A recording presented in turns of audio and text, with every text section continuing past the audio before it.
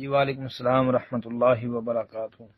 محترم بھائی کا سوال ہے کہ بیٹھ کر خطبہ دینے کے حوالے سے کہ اہل حدیث بریلویوں پر تو فتوے لگا دیتے ہیں، لیکن اہل حدیث بھی کئی علماء بیٹھ کر خطبہ دیتے ہیں۔ محترم بھائی، جناب نبی کریم صلی اللہ علیہ وآلہ وسلم کی کوئی بھی سنت جس کی کوئی بھی مخالفت کرے، وہ اہل حدیث ہو، بریلوی ہو، دیوبندی ہو، کوئی بھی ہو، وہ غلط ہے۔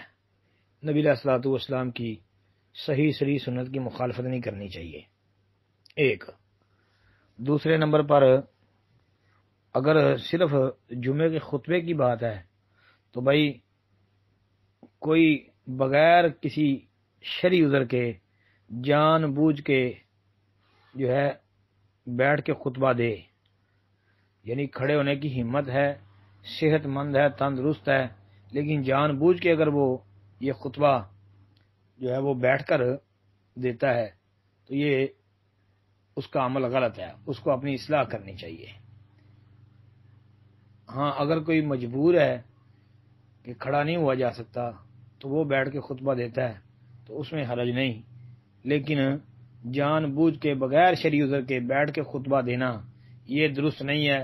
وہ چاہے اہل سنت ہو، چاہے اہل حدیث ہو، چاہے دیوبندی ہو، یا کوئی بھی ہو، یہ بریلوی جو اپنے آپ کو اہل سنت کہتے ہیں، کوئی بھی ہو، کسی کے لیے بھی، یعنی دین اسلام جو ہے نبی علیہ الصلوۃ والسلام کا لایا ہوا، یہ سب کے لیے ہے۔